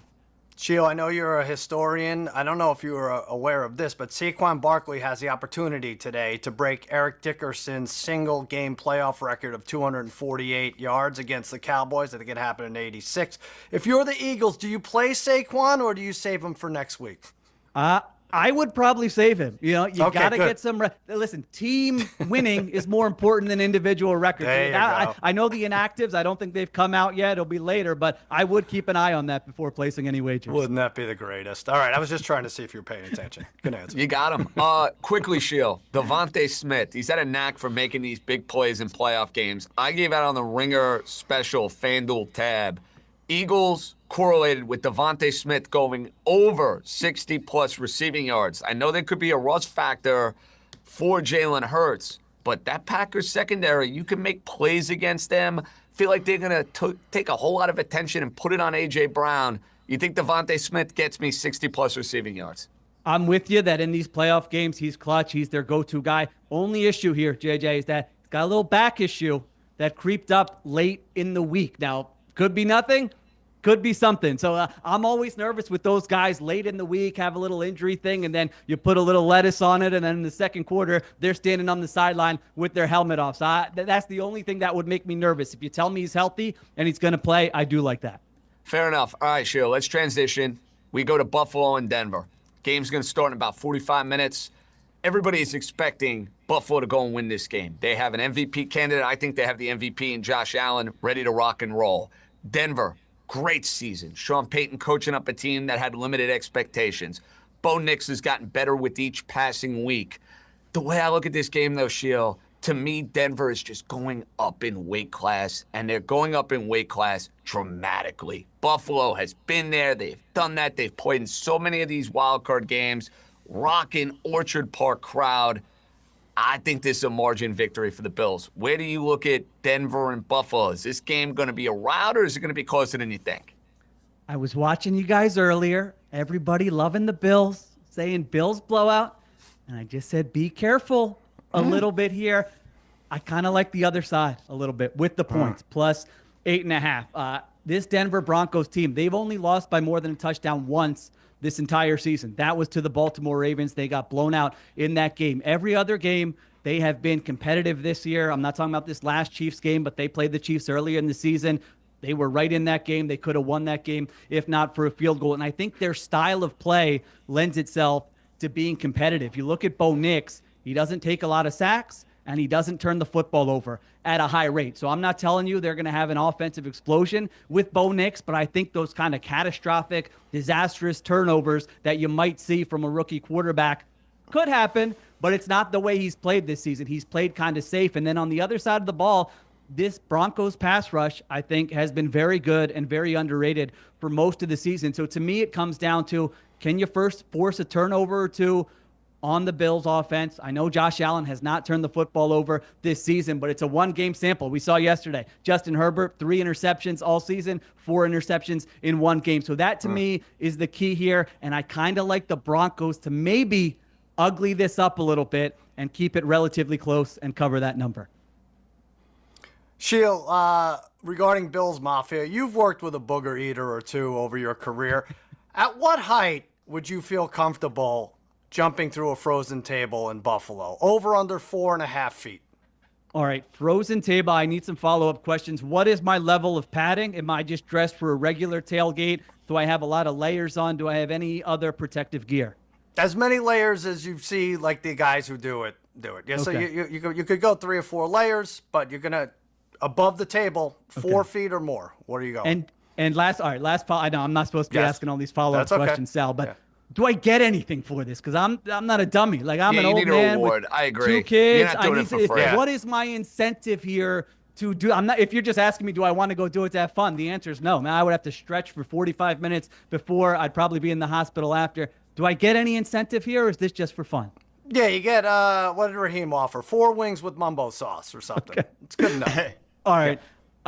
I'm taking the under. I'm not doing it. I'm not a daredevil. Yeah, I'm out. I'm with you. You see me walking around in the ice in the Philadelphia area. I know I'm old now. You would think I'm twice the age. No one walks slower on ice than me. So now you're not asking me to just do that. Now I have to jump through a table for a couple of wings. I'm a vegetarian. So, I mean, there's nothing about this that sounds appetizing to me. So under, bang the under, put the mortgage on it. I was totally going to ask you wings or flats, but you just said you were a vegetarian. Yeah. So walk me through the path that it takes the Denver Broncos to win this game. We wake up tomorrow, we find out the Broncos won. How did they win? I think offensively, I think they have a chance. You guys know the numbers on that Bills defense. Now, a lot of it has come against very good quarterbacks, but it's been a leaky pass defense. Now, some of that has been injuries, but remember, this Buffalo defense in the past, when it comes to the playoffs, they haven't been lights out in these one-game samples. Now, I know they were better quarterbacks who they faced. So I think the Broncos with Sean Payton, I think we're talking about Raheem. Tomorrow we're saying, man, that was a Sean Payton masterclass. He absolutely outcoached Sean McDermott and that Bills defense. So I think that's one side of the ball. Other side of the ball, I think they got to force a turnover or two. And then you're probably talking about something on special teams. You know, sorry, Bills, I don't want to bring up the Bills kicking game, but do the Bills miss a key kick or 2 key kicks? And do the Broncos have a big return or something? I mean, I still like the Bills to win this game. I actually like the Bills to come out of the AFC, but it does make me a little bit nervous just what the line is here with that 8.5. Fair enough. Okay, Sheil, let's get to the Sunday night game. I think it's going to be a ton of fun. Jaden Daniels, feel-good story. Washington Commanders, feel-good story. But Baker Mayfield, you want to talk about chutzpah. You want to talk about toughness. You want to talk about a guy who lives for the moment. This is a guy who is not going to be afraid in making a big play and making a big throw. You have Tampa laying 3 in this game. We are very split. Sal, Raheem, they're rolling with the Commanders. I'm rolling with Tampa Bay Bucks laying the 3. Where do you stand here? I like the Commanders. I like the Commanders +3. I think it's a very even matchup. I think there's a chance this is the most entertaining game of the weekend. I think these guys are going to go up and down the field. I like the over here. I like the Baker Mayfield over here. I like the Terry McLaurin over here. I think there's going to be a lot of yards, a lot of points in this game. Washington's defense has not been very good, but they're coming into this game probably as healthy as they've been all year. They get Marshawn Lattimore back here at cornerback. So I like that. And then you look at the Bucs defense. They got some injuries in the secondary. They got multiple starters in the secondary who are questionable coming into this game. And to be honest, you know, part of this is just when you're watching the game, what side do you want to be on? And what we've seen from Jaden Daniels all season long, I don't want to be on the other side of Jaden Daniels in a big spot. He's come through time and again. He's got the magic. So I like the Commanders +3 in this game. Sheil, on a scale of 1 to 10, how impressed are you with the fact that my preseason pick for Offensive Rookie of the Year hit 2 years in a row? Not favored either, Stroud and Daniels. You can give it, don't hold back, 9, 9.5, 9.7. What are you thinking? I'll give you a strong 8, and I was listening to the pods both times, Sal, and I thought everybody's going Caleb Williams this year. Last year everyone was going with Bryce Young. Sal's coming out of nowhere. I thought Jaden Daniels, bad offensive line, bad supporting cast. So I will, if you want to jump through a table and celebrate that, Sal, I think you've earned it. 8. Earned more than an 8. All right, Raheem, ask him whatever you have next. That's sad. I don't have much to ask on this game. I think you pretty much summed everything up. So let's move on to the next game. We will do that. Well, it's interesting, Sheil. We are heads up in both of these games because I'm on Buffalo. You like Denver to keep it close. I'm on Tampa. You like Washington not only to keep it close, I think you like Washington to win. Yeah, right? I do, yes. I was nervous there, but we are back. I see our picks from Minnesota and the Rams. Raheem and I are aligned. I'm backing McVay. I'm backing the Hall of Fame quarterback. I'm concerned by what I saw from Sam Darnold last week in a monster game against the Detroit Lions. I know how terrific Minnesota's been all year. I'm taking the Rams. Are you going against me here, Shield, for the third straight game? If this were Friday morning, I'd be coming in real confident, sticking at my chest out, saying my two favorite plays of the weekend are the Chargers and the Vikings.